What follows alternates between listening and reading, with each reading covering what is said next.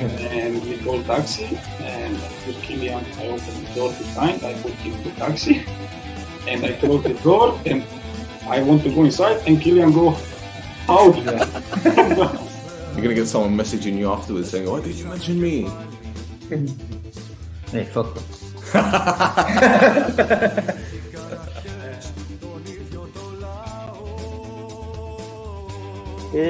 She say, I cry because you are here today.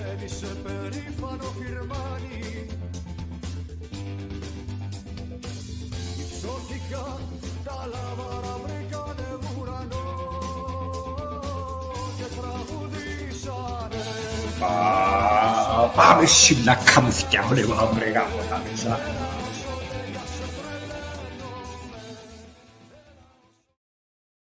Edo, welcome to another edition of the No Choftes podcast on the OLB network. Don't forget to like, subscribe, tell your NOUNA. I'm your host, Stel, and this is a very, very special edition of the No Choftes podcast. It's practically, well, we planned it about an hour ago. As you guys know, Tzionis, our academy graduate, at the age of 20 years old, has made a historical move to Sporting Kansas City. It's a huge deal for us. And it's a huge deal for the player, and I'm pretty sure it'll be a huge deal for Sporting KC. But joining me is an MLS expert. This gentleman has written for the Guardian 442. He knows his stuff, and he knows his MLS, and he knows Sporting KC. Tom Bogert. Tom, welcome to the No Choftes podcast. How you doing? Cheers. Thanks for having me. That was a very kind intro. I hope that you didn't set the expectation levels too high. And just like bring them back down. Maybe I'm all right. Mate, your credibility will go all the way down after being on this show. I'll tell you this for now. Well, thanks for joining me at such short notice, man. I know you're a really busy guy. And yeah, first of all, Tzionis, this, again, for me, this came left field. We knew about the deal happening about 2 weeks ago, I'd say, but we weren't sure which MLS club he was linked with. Now, to be fair, this summer, just gone, we've got another academy player called Loizo, who's 18 years old, and he was tipped to move to Belgium. So we were all sitting thinking, when is Loizo going to go? But here we are. Tzionis is now MLS bound. So what can you tell us about Sporting KC, and what do you know about the player? Yeah, so this is it's definitely an interesting one. Something that Sporting KC have done better in recent years is not just international recruitment, but international scouting. That this, there are a lot of hotbeds for MLS talent. Obviously, Cyprus isn't one of them. It's a league that obviously clubs know about, teams know about. But when it comes to MLS clubs, they branched out of Europe. Argentina is a market that is completely wide open to MLS, and then some other smaller South American countries, and Brazil is another one that's kind of widening. Europe is a little bit different, more difficult to crack. But in recent years, all clubs kind of have been widening their nets, and it's not just say the 18th best player at a Big Five league or a Big Five club. Like Philadelphia have done good with finding guys in outside of the top 5 leagues in Europe and getting good value on players like this, because players have realized in conjunction with the league getting better that this is a good move. You don't necessarily need to go to the French second tier to then get a chance to go to a Big Five league in Europe. So, I know you just asked me about Sporting KC and I just answered with something that vague like that, but hey, Sporting that's KC, all good. In the past, Sporting KC have leaned a lot on domestic talent. They've expanded their scouting network. They've expanded their reach. And this is a great example of that. They went to Israel to get a player last year, or a year and a half ago, called Gadi Kinda. Like 3 years ago, this wasn't something that would happen unless, say, an agent kind of got in touch. Like, this is firmly from a scouting network. And this is Sporting KC identifying a young talent, somebody who they think would fit in their system. And they play a 4-3-3, and based on, you can tell me more about Tzionis, but as, looking at his profile, reading about him, talking to people at the club, like, they think that he's going to fit really well in their system. As their wingers are very, very good right now, but he's definitely going to get some games. It's an interesting one for us, not only because he's the first Cypriot to leave MLS, leave Cyprus to play in MLS. We've had the striker called Biero Sodiriou that left Apoel, who are our rivals, and he made a big money move to Copenhagen, which is around 2 million euros or 2.5. So this deal is almost the same amount if you want to think about long term. But again, this came out of the blue because in Cyprus, it's such a small island. Right? There's about 1 million people on it, and everyone knows each other. Everyone knows someone that knows. It's ridiculous how everyone knows. I mean, I've got a relative who works in the press. I only found out about a year ago. I didn't even know, and it's a strange one. But the reason why it came left field for us is because there wasn't any mention of it. Now, for me, I know how the football industry works from a legal perspective when it comes to agents, etc. So I was trying to piece it all together. How would Sporting KC find out about this player from Cyprus? I know we played Europa League football last season, and he did fairly well. But at the same time, you're thinking, how? Do you have a rough idea?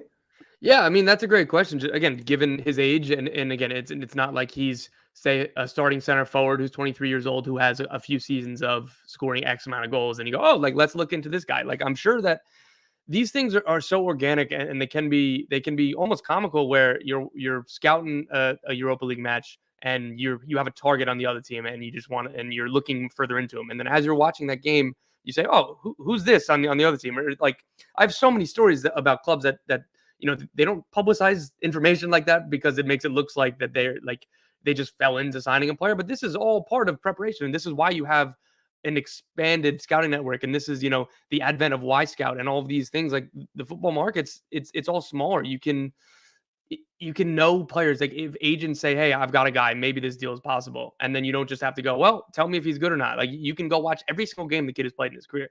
So I can't tell you specifically how Sporting KC found him, but I'm sure it's some combination of either they were looking at another target and they caught his eye, or they were just generally scouting a competition or a league and he caught their eye. So they do a lot of work when it comes to Y Scout. Again, all clubs want to be able to get to the market wherever the player is to watch them in real life and speak to them in real life. But as far as I know, like, my assumption would be that he just kind of came across their radar organically. That wouldn't surprise me, but something else wouldn't surprise me is that Omonio's president, Babastavro, he is based in the United States, and he's quite wealthy. He bought the club in 2018, a bit controversial, but I won't go into that. But the way that he's turned the club around, and I hate to use the term Americanized, because that's the word that we seem to use these days. But a lot of clubs, like, for example, Manchester United, if you go on their website, you see commercial partners, you see, a mobile communications partner with someone in Nigeria or in Macedonia. Omonoia haven't moved that way yet, but you're seeing glimpses of how the marketing machine works. The club have got deals with clothing companies, with sunglasses companies, etc., etc. And all this has happened since Babastavro's taken over. So again, it's the Americanism, so to speak. But something tells me that something may have happened in the background by which, Babastavro's obviously got his links in the United States. He's probably attended a meeting somewhere or a networking event, spoken to someone who works for Sporting and told them what he does, probably invited them to the training ground. I don't know. These things, it's just conjecture at the moment. You just don't know how these things work. But in terms of Sporting KC itself, what can we expect to see at the club in terms of Johnny's development? That's another thing that they've gotten better with lately. They have a longtime manager who's really well respected around MLS. His name's Peter Vermes. He's good with development, in that in the past they built kind of their great success off of, I don't know how familiar everybody is with concepts of MLS, but there's something called a super draft that is not something that European soccer. It's something that's normal in American sports, where the best collegiate athletes go into a draft rather than, say, being produced by clubs or whatever. But anyway, that was a bigger market in MLS a decade ago than it is today. It's still useful. You can still find players in it, but it's more about academy talent. Anyway, Sporting Kansas City a decade ago built a little bit of a dynasty run with 3 or 4 players that they identified in the super draft and developed, and they became national team guys. They became Roger Espinoza went to Wigan. Kai Kamara went to Norwich City. Like, he's been there for development, but until recently, they haven't had a lot of players come through the academy into the first team. But they produced Gianluca Busio, who got transferred to Venezia FC. Eric Palmer-Brown was another academy graduate who I believe is with Troyes in France right now. So he's had a better track record with, teenage talent and, say, more higher pedigree talent, rather than taking a 21 or 22-year-old and improving them. He's always been good with that, and he's always kind of leaned on veterans. But so Johnny's is joining a club that, again, they're super specific in the way they play.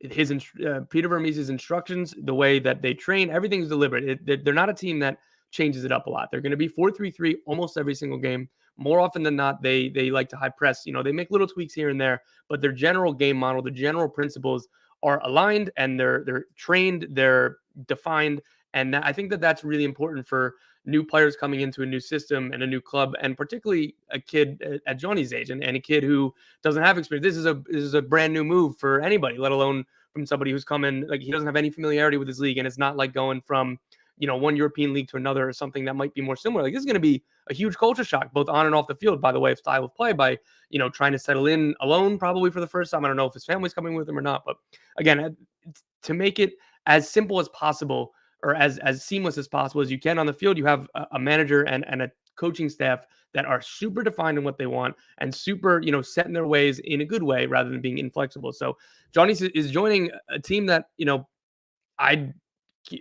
there aren't a lot of bad situations, I don't think, that can come out of this. He's going to be drilled to what he's doing. He's not going to be asked to sink or swim in 5 matches. Like, they're probably going to bring him along slow because they have a bunch of options on the wing. So I really like this landing spot for any young player. Yeah, I'm really thrilled to hear you say that. There's a lot of emphasis on pressing because that's one of his main strengths. We saw last season when we won the title how he was very good at harassing fullbacks. They don't like that, And okay, he's quick for the Cypriot League. I don't know how he'll cope with the pace of MLS because you do have a lot of quick players there. But this is a kid that I wouldn't say we're pinning all our hopes on to be the next big thing for, and then put Cyprus on the map. But what we've seen from him so far is that he's a very resilient player. He doesn't shirk a challenge. He's not afraid to get kicked about. But he'll do well here. Yeah, this is it. And he's what you guys call a clutch player as well. Last season there were key moments in the season, especially in the playoffs when it came to our title success. He scored some very important goals, and we're talking last-minute winners, 1-on-1 with a goalkeeper, and you're expecting a youngster at 20 years old not to be, to be in awe of the situation at the moment, but he just gets his head down and he plays football. And to be fair, the people that I've spoken to that have been coaching him for years have said the moment he signed his pro contract at Omonoia, they knew he was going to be something great. He was actually spotted by, as far as I've been told, one of our former strikers who played in the 90s, and he saw him and he said, this lad is something special. And players that I've spoken to have since left Omonoia have told me this kid is the real deal. He could play in MLS, he could play in Serie B, he could play mid-table, or probably play in the Championship in the UK. So I think it's very important. But in terms of going back to his development, I know you guys have got Sporting KC have got a Hungarian player called Saloy, if I'm not mistaken. Shallowy. And he's very, very highly rated. I think he's 25 years old, plays on the left, if I'm not mistaken. Yep. Preferably on the left. So how would that work? Because this lad's highly rated. I think you could probably get $5-6 million, if not more, for him. So do you think he's going to hinder Johnny's development, or do you think him being from a similar part of the world, because Hungary isn't too far from Cyprus and the culture is pretty similar, do you think that'll help Johnny's integrate, so to speak? Yeah, it should. And again, another good part about this team is their culture. Again, not to just get stuck into like amorphous things like this, but their culture is really strong. And that's what happens when you have the same manager for more than a decade. That's what happens when some of the leaders on this club, like Johnny Russell, who's the starting winger on the other side, and just Tim Melia, their goalkeeper's been there for a decade, and he's been their right back, Graham Zusi, he's been there for more than a decade. All these guys who have been there forever, and there's a reason why this team has had sustained success. And in MLS, it's not supposed to be like that. It's supposed to be ebbs and flows, parity. Everybody has a chance. You can go up and down. It's difficult to have these long sustained runs in a league like this. And that's what they've done. So going to with Daniel Shalhoub specifically, he came to the Sporting Kansas City Academy, I think, when he was 16 years old. And then he, pretty quickly got a first team contract. So he's not 100%, just a player who's imported because he had a year or two or however long it was before he was in the first team environment, but he'll understand what Tzionis is going through. He'll understand, as you say, like, I don't want to generalize, but as somebody who's from a similar part of the world, not the same, but it won't hurt having another European and again, somebody who's not too far away. But I'm not sure if I would see him sold anytime soon. 2 years ago, he had, I don't know, the unluckiest season ever. He went the entire season without I think the last game he scored his first goal, and his like expected goals, his shots on target, like it was borderline inexplicable how unlucky he got. And there was kind of a point where, you know, some other teams were asking about him, and they were trying to see if Kansas City would sell him low, you know, within the league or out of the league. And Kansas City kind of stuck to say, no, we believe in him. And then last year he had like 16 goals and 10 assists or something. So he's somebody who's going to play a lot. Like that's not going to be an easy player to get past in the starting 11. The other winger is one of their highest paid players and really well respected. But there is enough games in MLS. There is enough midweek, all the travel that comes with it that, you know, these guys aren't going to start 34 games each. So if Tzionis can, you know, position himself as first rotation option on either wing, because all of these players, you know, while they have preferred size, Shallowy prefers to play on the left, but he can play on the right. Johnny Russell pretty much always plays on the right, but he can play through the center. So you go through these different combinations. As long as he can, you know, earn the trust of Peter Vermes, which is not an easy thing, but once you've got it, it's difficult to shake. If he can earn the trust of Peter Vermes and become maybe the first option as far as rotation and off the bench, he's going to play a ton. Well, that's good to hear. I was kind of thinking you're going to say that he might be sent to Swope Park because they're the team in the USL, aren't they? Yeah. So there's I know about USL. Don't worry, Mark Briggs is a good friend. No. But there's a new league. There's a new league. Like it's a brand new one, yeah. It's called MLM Pro. That's supposed to be the development league. Right. So he's gonna get time somewhere, whether it's with them, like they won't have him just sitting and rotting on the bench, which is good. And I guess the good news is that it should be easier for him to go back and forth between the first and second team, and you know, again, more Europeanized, as you were using the Americanized term before. So yeah, well, I'm interested to see. Next year is the first year of this league, so I'm interested to see what it actually turns into and what it looks like. But theoretically, this is the kind of player who stands to benefit from there being a second league that's more closely tied to MLS. Well, I know preseason's starting very soon. Is that started a week ago for everybody, 2 weeks ago for the teams that are in the CONCACAF Champions League. Right. So Tzionis has been playing since August. Yeah. So he doesn't really need the preseason. Obviously, he needs to integrate with his colleagues, the teammates, etc., and work out a way of playing in the system. What can you tell us? I mean, because look, a lot of us are very, I won't say concerned, but you know, player from little Cyprus going to massive America, Kansas goes over 2 states or something, doesn't it? So you know, how is he going to settle? How do you think the club are going to help him? Yeah, and I've spoken to people at the club about this too. They were pretty deliberate however many years ago of like really caring about the player person, the lifestyle, or rather, you know, the settling in off the field. They have a dedicated staff to this. They realized quickly that it'd be really stupid to invest in these players and then just only care about them on the field because it's tied. To protect your investment in these players, they need to settle well off the field, and they need to, you know, have their hand held sometimes because these kind of moves are insanely difficult, and they want it. Their philosophy is to make it as easy for the player to just focus on playing and integrating into the team rather than into the city. There'll be people helping them, you know, get an apartment. There'll be people helping them, you know, with furniture, all that stuff. So they all clubs kind of have these staffs, but Sporting Kansas City are one that I've talked to people at the club that this is something that they, you know, prioritize. Oh, that's good to hear. That's good to hear. Wait, I could have used that in college, though. Brilliant. Okay, so in terms of what Sporting KC fans, yourself, and other people know, what do you guys know about Tzionis? Nothing. Really?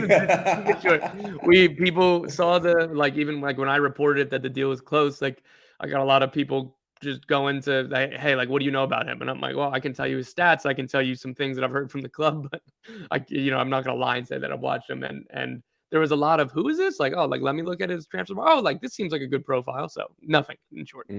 That's fair enough, because I was speaking to my co-host Roy on the podcast. I think, in fact, if I'm not mistaken, I spoke to him about it today, but I think I might have said it on the podcast where I did one on my own. And with Tzionis going to the United States, Omonia's academy went through a massive restructure 4 or 5 seasons ago, and we're now seeing a lot of younger players breaking through into the first team. It isn't just Tzionis. We've got Loizo, Gaguli, we've got Christou. We've got a lot of players that are breaking through the first team. So our academy is thriving. And my point was, well, okay, first of all, this shines a light on our academy, shows how successful it's been. Obviously, there are eyes on other players, not just Tzionis. Yeah.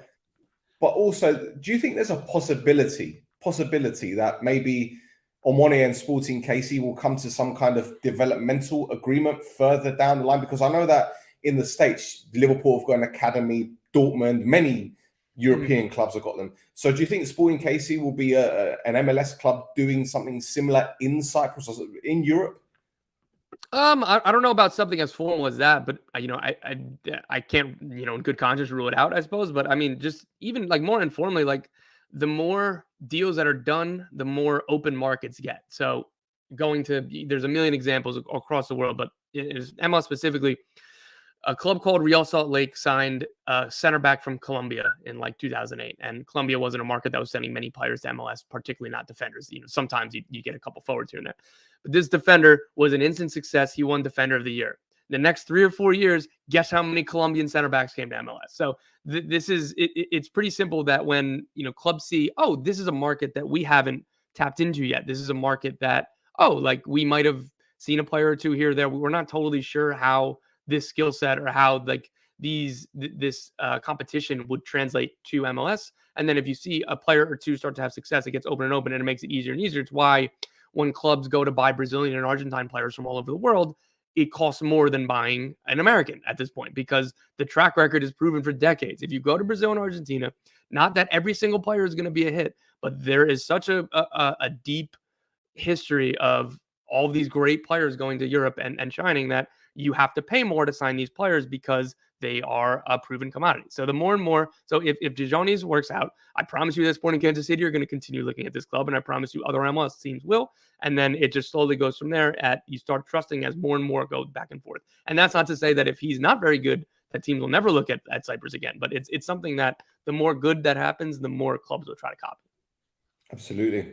So how do you think Sporting KC will feel when Tzionis is having to play for the national team? Because look, I'm not going to lie to you. The Cypriot football team is shit. They're bad. But the thing is, I don't blame most of the players. I blame the head coach and I blame the Football Association for the way they handle things. But anyway, that's just another story for another time.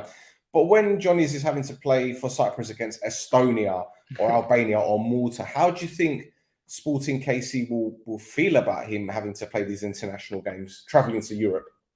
The fans will be proud. The club will be proud too. I mean, the travel isn't ideal, but MLS teams love this. They like you'd want to have your players there all the time, but they love being able to say, hey, like if Cyprus, hey, World Cup qualifiers, one of our players is playing right now. Go watch this. Like teams do that all the time.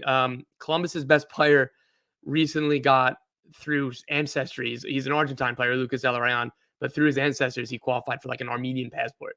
And the club knew when they signed him 2 years ago that this was a potential thing.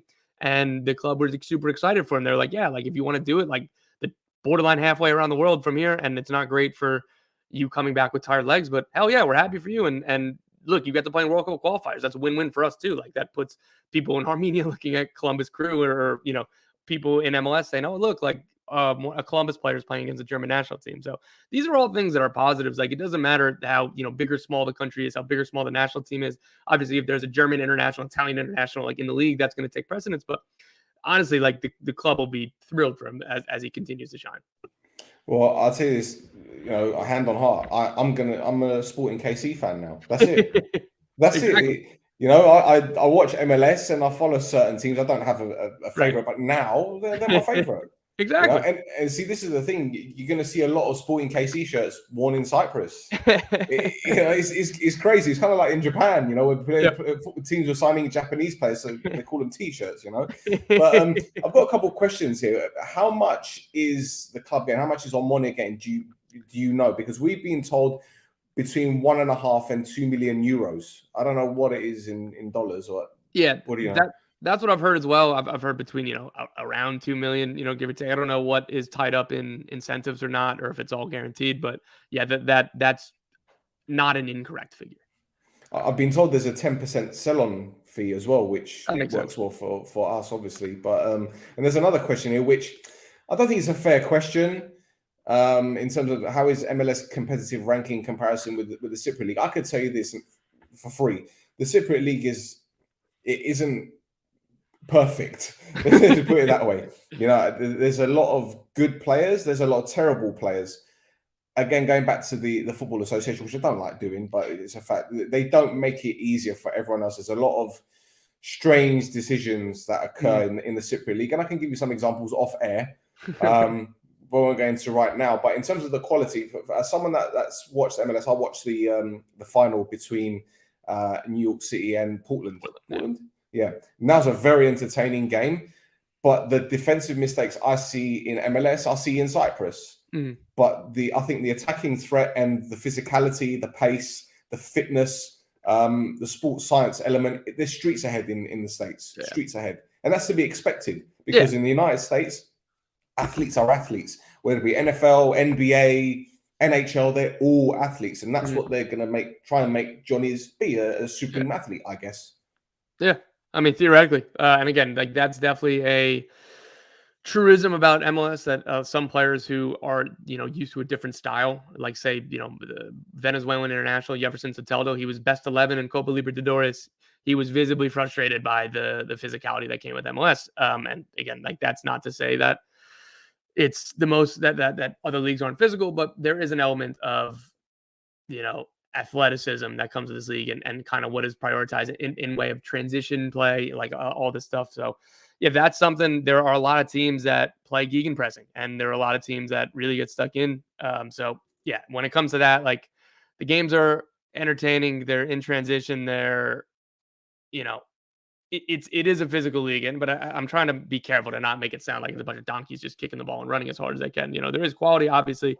I mean, we'll never know what it would be like for an MLS club to say play in the Europa League, but with Cypriot clubs playing in the Europa League, that's I guess comparable. I think I'd sound too much like a homer if I said that I thought that MLS clubs could play in the Europa League, but I do believe that like the top of the league could, I guess, theoretically compete in the group stage there. I mean, again, we'll never know, but I think that the top clubs in Cyprus could compare with MLS clubs.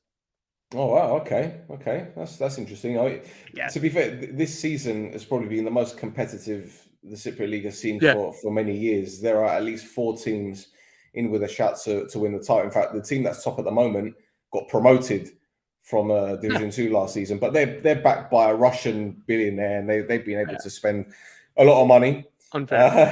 But we won't go into that again. Just a final question there, Tom, before I let you go. And again, I really appreciate you jumping. I know you're a busy guy. When you want to talk about Tzionis at Sporting KC and what he can bring to the table, what you've got, as I said before, you've got a very committed player that is willing to learn. He's not a bad egg. Do you know what I mean? He's not one of those kids that's going to go off the rails. He's a very humble lad. And I really hope fans don't expect him to hit the ground running straight away. Now, I know football fans are fickle. Football fans can be very impatient. But what I've noticed about MLS fans, they're not the type of supporters that make a judgment after 1 or 2 games. So I think that works in Tzionis' favor. Yeah, and I think you're spot on because there are a lot, like I think MLS fans understand that it's not easy for players to adapt to, the move on and off the field, particularly it's somebody his age and it's somebody the way that like the budget works and salary cap works, which I know is a foreign concept to European soccer fans for the most part, but he's not somebody who's taking up a big part of the budget. He's somebody who they haven't decided. There's a new like initiative where you could sign 3 players for under 22 years old and you can pay them kind of whatever you want and they'll hit the salary cap at a reduced charge. They might use that for him. They haven't decided yet. They have a month to decide. But regardless, he's not somebody that the club are committing a ton of resources to. So there aren't going to be high expectations that he comes out of the box immediately and is starting games and contributing goals. Like he's somebody that I think fans will understand with his age, with his profile, they're going to give him the benefit of the doubt for a little while. Like, again, this is something that, as you say, it's a lot of MLS fans are patient when it comes to this. Fantastic. Well, Tom, thank you ever so much again for your time, mate. And I really hope you can come on again and maybe give us an update on how Tzionis is getting on. I'm definitely keeping both my eyes on this, and I'm really excited at the same time. I think what this move does, it gives a lot of hope for these younger players who perhaps feel, okay, I'm going to play for Omonoia, I'm going to play for Arbor, whichever team it is in Cyprus, and perhaps I might get a move to a club in Greece, I might get a move to a club in Bulgaria. No disrespect, but MLS is a growing league. You're seeing more and more clubs. You've got expansions and franchises and all that kind of stuff. You've got clubs in Canada playing in MLS now, which is, I say now, but you know what I mean, Toronto, etc. So I think it's a fantastic platform, and this move, as I said earlier, is historical. It's never been done before, and it gives these lads hope. And yeah, thank you, Sporting. You've given me something else to watch now at night. Another bad enough I'm watching enough football. Well, Tom, before I let you go, have you got any social media that you would like to mention so people can follow you? Maybe you can give them updates on Tzionis and stuff. You know, just talking about Melissa all the time. on Twitter at Tom Bogert or at mlsoccer.com. I'm sure though either one's good. Excellent, fantastic. Well, Cobelia, this was another episode of the No Off This podcast. Obviously, an impromptu one. I think you guys got a lot of value out of this. Don't forget, go on olb24.com. We've got a merchandise section, and we've got our John in the USA t-shirts now. If you want to buy Johnny's shirt, he's on his Harley. He's got his US flag. He's got Sporting KC Stadium. It's a brilliant design. Mod in it, so absolutely fantastic. So until next time, Cobelia,